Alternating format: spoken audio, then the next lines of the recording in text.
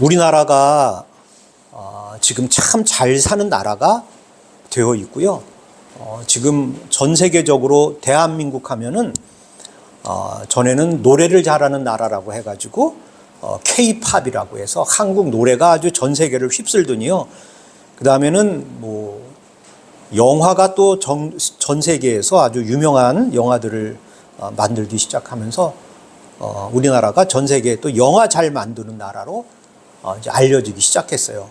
그랬더니 지금은 한국 사람들이 먹는 떡볶이, 또 매운 불닭, 불닭면, 그리고 한국 사람들이 도대체 무슨 일을 하고 있는지가 전 세계 사람들의 관심을 끌게 되었습니다. 그런데 우리가 한 100년 전만 해도요, 우리 대한민국은 참 세계에서 못 사는 것으로, 가난한 나라로 치면 세계에서 아마 1등에 가는 그런 나라의 삶을 살고 있었습니다. 100년 전에. 1920년대 그때만 해도요, 정말로 어려운 삶을 우리가 살고 있었어요. 그때를 한번 우리가 생각을 해보면요, 그때는 우리 위에 있는 청나라였죠. 지금 중국 나라가 있었고, 또 러시아가 있었고, 옆에 일본이라는 나라가 있었고, 저 멀리 미국이라는 나라가 있었고, 또 영국, 프랑스, 이런 나라들이 대한민국을 딱 둘러싸고 어떻게 이 나라를 자기네 땅으로 만들까 서로 그냥 전쟁을 벌이는 그 한가운데 우리나라가 서 있었어요. 저희가 이제 장수 시대를 살아가니까 지금 할머니, 할아버지들이 거의 100세 가까이 살고 계셔서 지금 이제 한 100세쯤 되신 분들은 그 당시의 삶이 얼마나 힘들고 희망이 없는 그런 시기를 살았을지를 잘 아실 거예요. 근데 우리들은 잘 모르죠. 근데 그분들이 어렸을 때, 태어났을 때를 생각을 해보면은 대한민국의 백성들은 희망이 없고 좌절과 슬픔 속에서 살아갈 수밖에 없는 그런 환경이었음을 우리가 잘 알고 있어요. 식민지배 속에서 남의 나라의 통치를 받아서 그 가운데 살아가면 자기가 아무리 능력이 있어도 자기가 원하는 자리까지 올라갈 수가 없는 거예요. 그렇지 않았어요? 우리나라를 점령하는 사람들이 제일 먼저기 때문에 좋은 자리, 좋은 사업이 있으면 그 사람들이 다 하는 것이고, 식민지의 백성들은 그러한 자리를 차지할 수가 없는 거예요. 그러니 젊은 사람들이 뛰어나고, 그리고 또 지식이 있는 사람들은 다른 나라로 막 나가서 사는 그런 시기가 지금으로부터 한 100년 전쯤에 있었다는 거예요.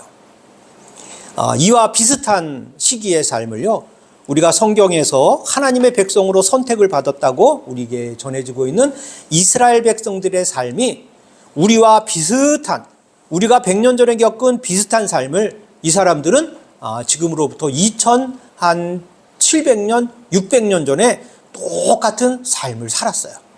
이스라엘을 둘러싸고 있는 지금의 이집트라는 나라가 세계의 최강대국인데 언제든지 이스라엘을 쳐들어와서 그 땅을 자기 마음대로 요리할 수 있는 그런 상황이 되었고, 북쪽에서는 아수르라는 나라가 나타나서 이스라엘을 호시탐탐 때만 되면 쳐들어와서 먹을 거 빼앗아가고 사람들 종으로 잡아가는 일들이 부지기수로 일어났다는 거예요.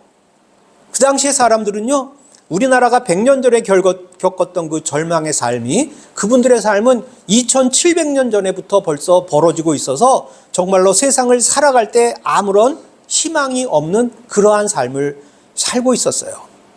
여러분, 절망 속에 우리가 살고 있다고 하더라도요, 이 슬픔과 절망이 한 1년, 5년, 뭐 10년이 있으면 끝날 거야 라는 생각이 들면은요, 우리가 그래도 숨을 쉴고 살 수가 있어요. 요거만 참으면, 그래, 이거만 한번 견뎌보자 하면은 우리에게도 기쁨의 시기가 올 것이다라는 생각이 들면요, 그래도 좀 기운을 차리고 우리가 세상을 살아가는데 이게 끝이 보이지 않을 거라 생각하면 사람이 살 수가 없는 거예요. 이스라엘 사람들이 그랬다는 거예요. 우리가 100년 전에 우리가 일본의 통치로부터 벗어나서 이러한 번영된 나라를 이룰 것이라고 감히 생각이나 해봤겠습니까? 그러니까 슬픔 속에 살아가며 젊은이들이 고국을 떠나서 만주벌판으로 가고 미국으로 가고 막 이랬잖아요. 그거와 마찬가지로 2700년 전에 이스라엘의 사람들의 삶은요, 절망 속에 살아가는 희망과 소망이 없는 그러한 삶을 살아가고 있었어요.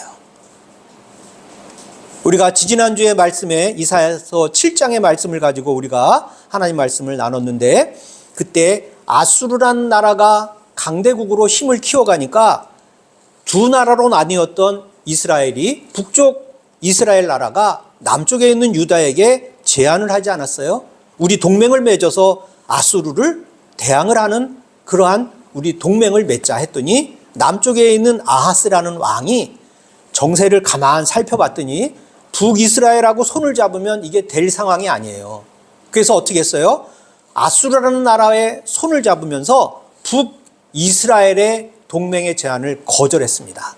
그랬더니 막강한 군사력인 힘을 가지고 있던 북이스라엘과 아람이라는 나라가 동맹을 맺어서 남유다를 쳐들어온다라는 소문이 퍼지게 되었어요. 그때 아하스 왕이 제가 말씀드렸듯이 사시나무 떨듯이 부들부들 떨었다라는 말씀을 우리가 나눈 적을 기억하실 겁니다. 그 다음에 이제 소문이 아니라 실제로 북이스라엘과 아람의 동맹군이요, 이스라엘을 쳐들어왔어요. 그랬더니 이 아하스 왕은 아시리아의 도움을 얻어서 이 어려운 국면을 헤쳐갈 것이라고 생각을 하고 아시리아의 도움을 요청하지 않았어요? 그때 이사야 선지자가 하나님의 사명을 받아서 왕에게 마헬살랄 하스바스라는 자기 아들의 이름을 들어서 경고의 말씀을 줘요. 내 아들이 엄마 아빠라는 말을 배워서 하기 전에 북이스라엘과 아람의 연맹군이 망하고 그들이 빼앗아간 전리품이 다 아시리아 왕 앞에 돌아갈 것이다라는 예언의 말씀을 두어서 쳐들어오는 북이스라엘과 아람의 동맹군을 무서워하지 말고 오히려 내 말을 듣고 하나님의 말씀을 따라 나라를 다스리는 본연의 하나님의 선택한 백성의 자리로 돌아올 때 하나님께서 너에게 복을 내려 주시겠다고 말씀을 주셨어요. 그런데 아하스 왕은 하나님의 말씀을 따르지 아니하고 누구를 선택했죠? 아수르의 도움을 요청하는 그러한 선택을 하게 됩니다. 여러분, 아수르도요, 하나님의 도구로 선택한 나라예요. 아수르란 나라가 어떤 나라냐 하면은 지금 말씀드린 북이스라엘이 남유다를 쳐들어오는 이 비슷한 시기에 우리의 구약의 또 다른 선지자가 있는데 요나라는 선지자가 있어요. 요나라는 선지자는 어떤 사람이었어요? 하나님의 말씀에 니느웨라는 곳에 가서 말씀을 증거하라고 할 때 이 요나 선지자는 그곳이 싫었어요. 그곳이 니느웨라는 곳이 어디냐면 지금 자기네 나라를 쳐들어오려고 호시탐탐 엿보고 있는 아시리아 나라의 수도가 니느웨예요. 그곳에 가서 복음을 전하라 하니 요나가 좋았겠습니까? 싫었어요. 하나님, 우리를 침략하려고 엿보고 있는 아시리아라는 나라에 가서 내가 어떻게 하나님의 복음을 전할 수 있습니까? 그들이 하나님을 믿고 복을 받는 백성이 되면 우리나라는 어떻게 해야 됩니까? 하고 싫었어요. 그래서 도망가다가 배가 침몰할 때 물고기 뱃속에 들어가 3일을 살다가 다시 니느웨로 가서 복음을 증거했잖아요. 그때 그 아시리아의 수도에 많은 백성들이요, 40일 안에 아시리아가 멸망한다라는 그 예언의 말씀을 듣고 많은 사람들이 회개하고 하나님의 법을 따라 살겠다라고 결단하는 회개의 역사가 일어난 나라가 바로 이 아시리아, 지금 남유다를 쳐들어오려고 엿보고 있는 아시리아의 수도에서 벌어진 일이라는 거예요. 그런데 하나님께서는 아시리아에게 요나 선지자를 보내서 그곳에서 하나님의 백성으로 하나님의 말씀에 순종하는 그 나라로 만든 이유가 바로 하나님의 심판의 도구로서 아시리아를 사용하고자 하는 목적이 있어서 요나 선지자를 먼저 보내 아시리아의 수도 니느웨에서 하나님을 따르는 사람들이 만들어지게끔 모든 일들을 계획을 하고 있었다는 거예요.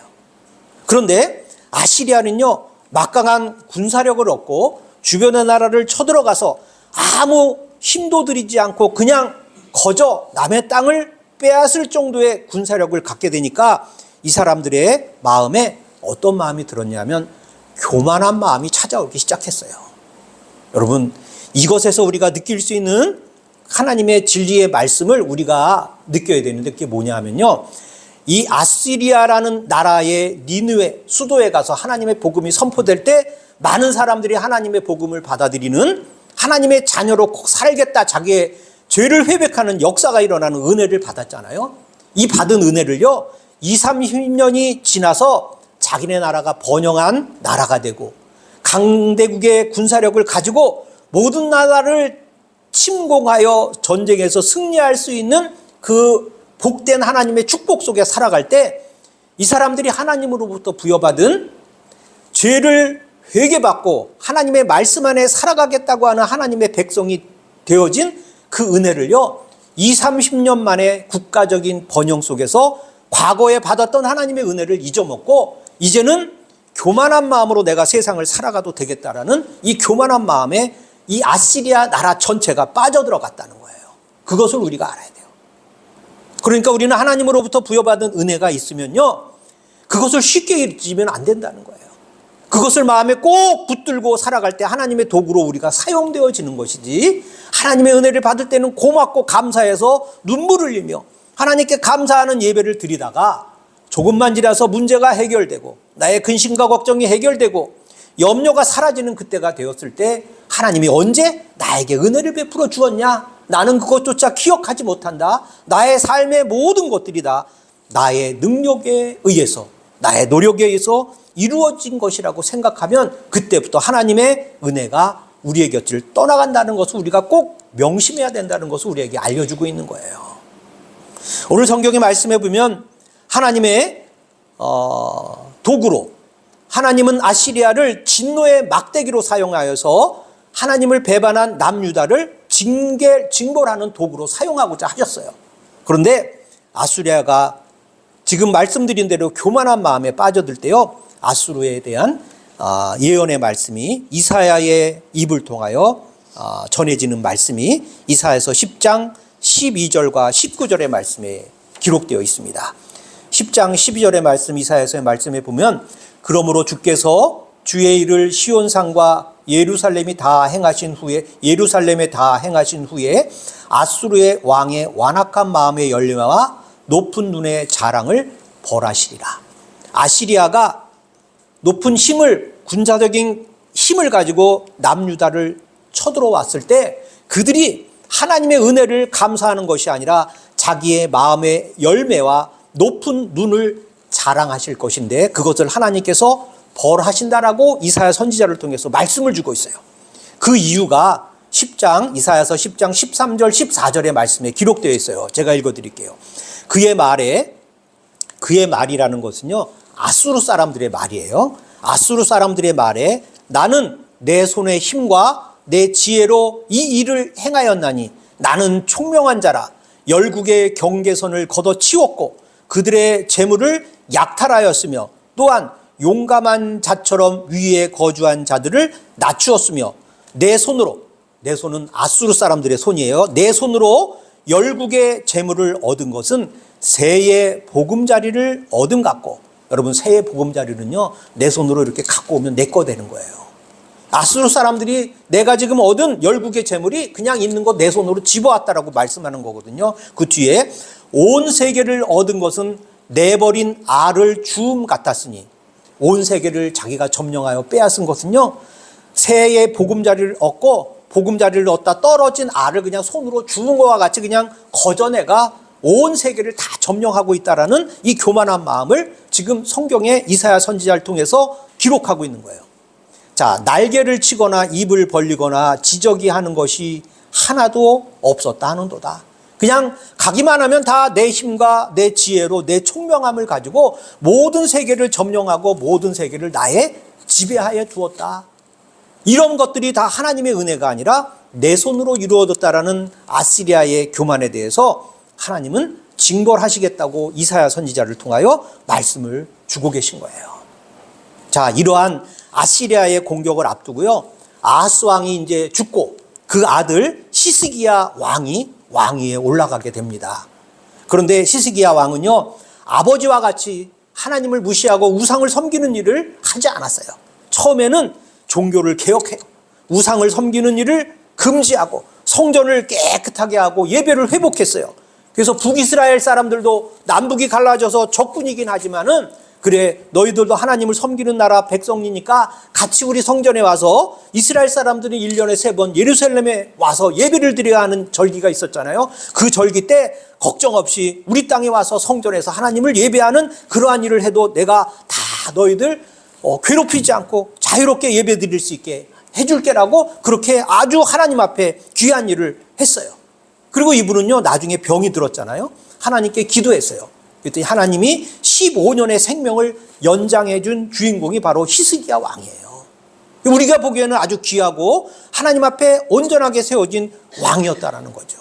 그런데 이 왕이요, 히스기야 왕도 대외적인 외교 정책을 펴야 될 거 아니에요. 지금 북이스라엘이 쳐들어오고 막 하는 그 어려운 시기, 아수르의 도움을 요청하는 시기, 아버지는 아시리아에 조공을 바치고 어떻게든 나라를 잘 유지하기 위해서, 자기의 권력을 유지하기 위해서 애를 쓰던 사람이었어요.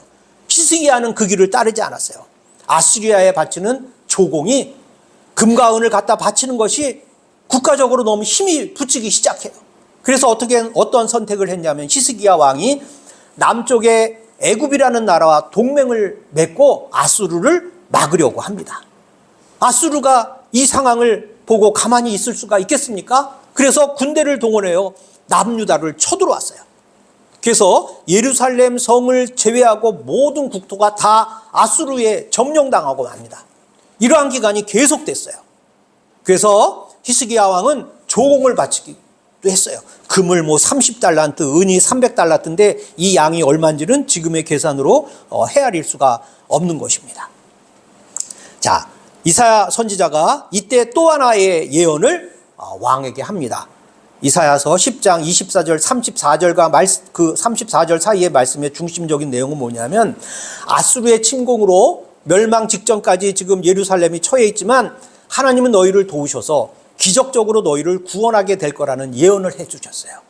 그 예언이 어떻게 이루어지냐면요, 실제로 기원전 701년, 예수님이 오시기 700년 전에 아시리아가 예루살렘 성을 포위하고 나머지 모든 국토를 다 점령하고 있을 때요, 하나님께서는 어떤 일을 베푸셨냐면 열왕기하 19장 35절에서 37절의 말씀은요, 아수르의 군대가 하룻밤 만에 18만 5천 명의 목숨을 잃고 그리고 퇴각하는 일이 벌어졌다고 합니다.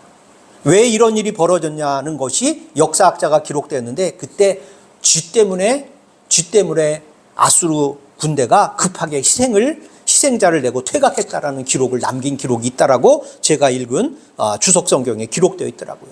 쥐가 전염병을 옮기는 거예요. 그 일이 벌어지니까 이 군대가 버티질 못하고 하룻밤에 18만 5천 명이라는 희생자를 내고 자기의 나라로 도망갔다는 거예요. 그래서 아수르는 남유다를 멸망시키지 못했어요. 비록 북쪽에 있는 북이스라엘이 아수르의 침략에 멸망을 당했지만요, 남유다는 이사야 선지자를 통해서 주신 하나님의 말씀대로 그들은 예루살렘을 멸망시키지 못하고 아수르로, 자기의 나라로 도망을 가는 그러한 일을 벌이게 됩니다. 결국 아수르도요, 얼마 지나지 않아서 바벨론이라는 신흥 강국에 의해서 아수르도 멸망을 당해서 역사에 사라지는 그러한 일이 생기게 됩니다. 여러분, 제가 좀 전에 히스기야 왕이 병에 걸렸는데 기도를 통해서 몇 년의 생명을 연장받았다고 말씀드렸죠. 박 권사님이 오늘 하나님을 만나고 계세요. 히스기야 왕이 병이 들어가지고 낫게 해달라고 하나님께 기도했더니 15년의 삶을 연장을 해줬어요. 15년의 삶을 연장했으면, 저희 어머님이 제가 7살 때 암 걸려서 수술 받으면 돌아가신다고 했는데 50년 더 살고 2020년도에 돌아가셨잖아요. 50년 더 사셨어요. 히스기야 왕보다 우리 어머님이 더 은혜 받은 분이에요. 자, 근데 이 히스기야, 우리 어머님인데 교만하진 않았던 것 같아요. 이 히스기야 왕이 교만해지기 시작해요. 이 뭐냐면요, 아수르의 뒤를 이어 강대국으로 올라선 바벨론은요, 히스기야가 병에 걸렸다가 낫다라는 얘기를 들어요. 그런데 바벨론도 아수르를 멸망시키고 나서 남유다를 침공해야 되는데, 침공을 하려면 뭐 명분이 있어야 되는 거 아니에요. 전쟁을 하려면. 가만 보니까 도대체 남유다가 잘 사는 나라인지 못 사는 나라인지를 먼저 정탐을 해야 되는데 그 일을 하기가 쉽지 않아요. 그래서 바벨론의 왕이 사절단을 보냅니다. 남유다의 히스기야 왕한테. 왜 보냈겠어요? 아유, 히스기야 왕 병 걸렸는데 당신 병 낫다면서요? 아이고, 축하드립니다 하고 사절단을 예루살렘 성으로 보내서 히스기야 왕 앞에 절을 하게 만든 거예요. 히스기야 왕이 기분이 좋았어요. 내가 병에 나아서 15년간 지금 잘 살고 있는데 바벨론이라는 새로운 강대국의 왕이 자기가 살고 있는 왕궁에 사절단을 보내서 절을 하고 선물을 갖고 왔어요.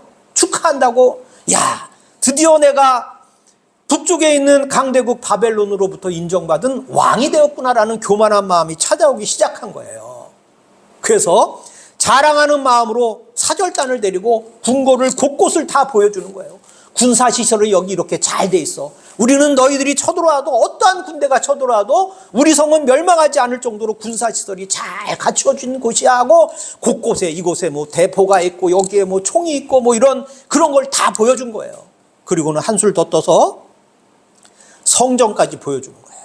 우리 성전은 이렇게 호화스럽게 져 있고 금덩어리로 이렇게 잘 칠해진 곳이야라고 바벨론의 사절단에게 이야기를 해줬어요.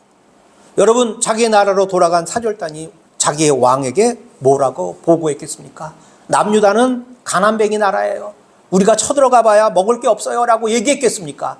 갔더니 성전을 금으로 칠을 해버리고 곳곳에 잘 만들어진 군사 무기가 되어 있고 성전에 드리는 그 제기들은 다 금덩어리입니다.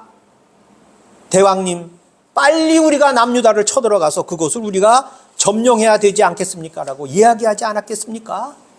이것이 바로 히스기야 왕의 교만 때문에 결국은 바벨론이 남유다를 침공하는 결정적인 원인을 제공해 주었다는 거예요. 이사야 선지자는요, 이런 정치적인 상황의 흐름 속에서 남유다가 도저히 헤어날 수 없는 그러한 곤경 속에 빠져 들어갈 때 오늘의 예언의 말씀 우리에게 주는 거예요. 그것이 뭐냐면요, 이런 이사야서 10장 20절과 23절의 말씀 제가 먼저 읽어드리겠습니다. 그날은 바벨론이 쳐들어와서 남유다를 멸망시키는 그날이에요. 이스라엘의 남은 자와 야곱 족속의 피난한 자들이 다시는 자기를 친 자를 의지하지 아니하고 이스라엘의 거룩하시니 여호와를 진실하게 의지하리니. 21절, 남은 자 곧 야곱의 남은 자가 능하신 하나님께로 돌아올 것이라. 22절, 이스라엘이여 내 백성이 바다의 모래에 같을지라도 남은 자만 돌아오리니 너희는 공의로 파멸이 작정되었습니다. 23절, 이미 작정된 파멸을 주 만군의 여호와께서 온 세계 중에 끝까지 행하시리라 라는 성경의 말씀이 기록되어 있어요. 이 말씀이 뭐냐면 지금의 정치적인 상황 속에서 세상의 힘과 권력을 의지하지 아니하고 하나님을 의지하는 이 남은 자들, 이 남아있는 하나님의 진실한 백성들은 하나님께서 내가 22절의 뒷부분의 말씀, 하나님의 품 안으로 돌아오는 축복을 너희에게 베풀 거라는 약속의 말씀을 주고 있는 거예요. 여러분, 성경 속에 이 남은 자는 어떤 뜻을 가지고 있는지를 제가 4가지를 말씀드릴게요. 여러분, 성경에서는요, 아무리 세상이 어렵고 하나님을 거부하는 이 세상의 삶의 기조가 있다고 하더라도요, 하나님은 그 중에서 꼭 하나님의 선택된 자를 남겨두셨어요. 이 남은 자라는 것은 뭐냐면 세상의 눈으로는 작고 무가치한 존재가 바로 하나님의 남은 자가 된다라는 거예요. 하나님의 남은 자로 하나님의 필요해서 하나님의 사명을 감당하는 큰 일을 수행한 그 사람들은요, 성경에 선택된 모든 사람들은 존귀한 사람이 없었어요. 다 그 당시의 세상의 삶의 눈으로는 보잘것없고 가치 없는 사람들을 하나님께서 들어서 남은 자로 하나님의 품 안에서 품어주시고 그를 통해서 하나님의 구원의 역사를 이루시는 존재로 삼아주셨다는 거예요. 여러분, 우리가 잘 알고 있는 이스라엘 백성들을 애굽에서 탈출시켜 가나안 땅으로 이끌어놨던 모세라는 지도자가 있습니다. 그분이 하나님의 종으로 선택될 때, 하나님의 품 안에 남은 자가 되어 하나님의 사명을 감당하는 자로 선택될 때 그는 무엇을 하고 있었습니까? 알지도 못하는 광야 속에 들어가서 가축을 키우고 살아가는, 산골짜기에 살아가는, 돌 많은 산 속에서 살고 있는, 양떼를 키우고 염소를 키우는 목동의 일을 하고 있는 사람이었어요. 여러분, 이스라엘의 가장 위대한 임금이 누굽니까? 다윗 왕이에요. 그도 하나님의 부름을 받을 때 형제 중에서 가장 하찮고 보잘것도 없어서 먼데 가서 양이나 치고 살아라 해가지고 아버지로부터 양치는 일을 맡겼던 그 자가 바로 다윗 왕이 되었습니다. 세상의 눈으로는 작고 무가치한 존재가 하나님의 남은 자로 선택되어 사용되어질 수 있는 그러한 자라는 거예요. 또 남은 자는 의미가 구출되어진 존재라는 거예요. 세상의 죄악으로부터 하나님의 심판으로부터 구출되어진 존재가 남은 자라는 거예요. 그리고 또 남은 자는 안전한 존재라는 뜻을 가지고 있어요. 하나님의 품 안에 있기 때문에 하나님으로부터 구원받은 존재이기 때문에 안전한 존재라는 뜻이 성경의 의미에 담겨져 있는 거예요. 또 마지막으로 이 남은 자는 축복 속에 머물러 있는 존재를 남은 자라고 이야기하는 거예요. 그러니까 우리는 남은 자가 되어야 되는 거예요.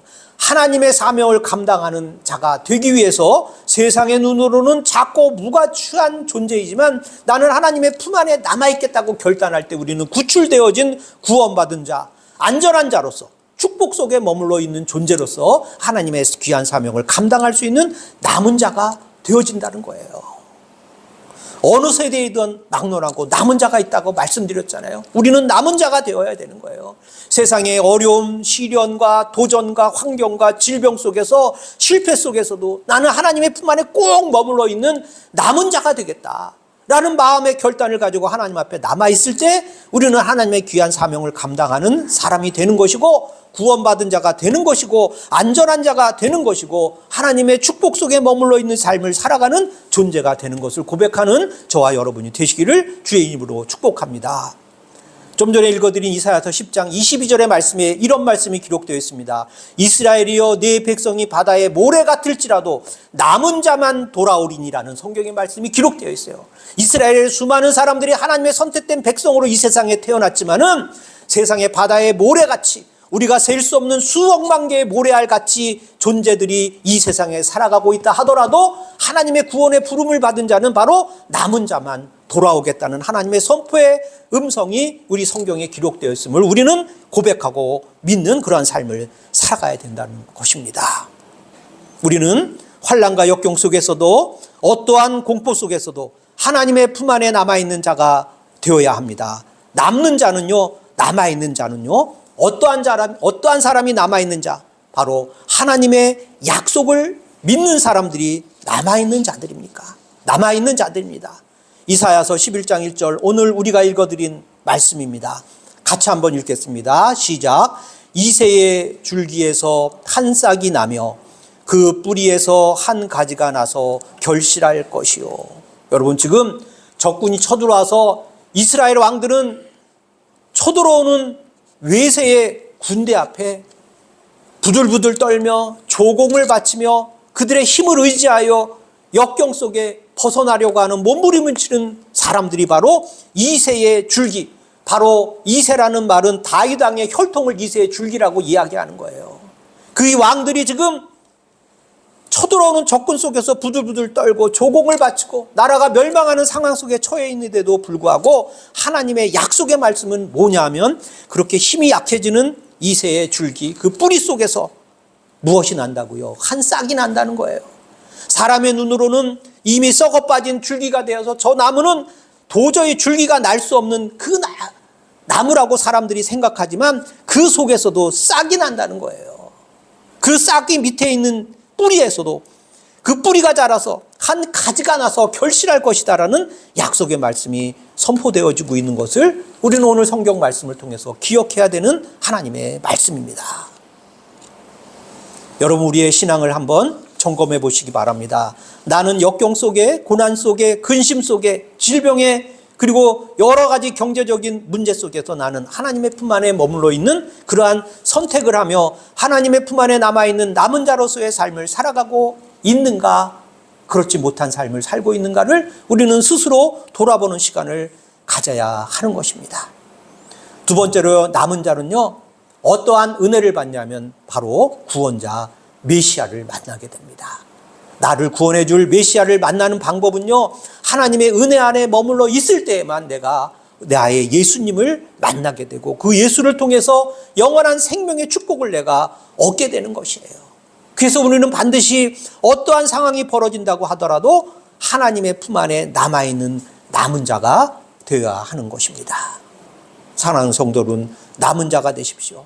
이 남은 자가 되어 있어야 2000년 전에 이 땅에 오신 예수님을 만날 수 있는 것이고, 또 우리를 심판하러 이 땅에 다시 오실 예수 그리스도를 우리가 남아있어 남는 자가 되어 있어야 구원의 심판하러, 구원의 심판자로 이 땅에 다시 오실 예수님이 오실 때 그 예수님을 만나 구원을 우리가 얻게 되는, 축복을 받는 그 주인공이 된다는 거예요.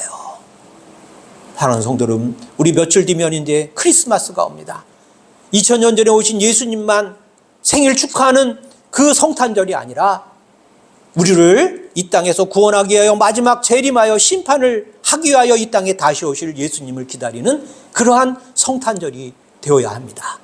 성탄절이 되기까지 우리의 마음속에 우리를 남은 자로 살아가지 못하게 하고 있는 여러 가지 근심과 걱정들, 그런 것을 하나님 앞에 맡기고 하나님의 품 안에 살아가는 남은 자로서 메시아를 만나며 영원한 구원의 주인공이 되는 축복을 경험하는 저와 여러분이 되시기를 주님의 이름으로 축복합니다.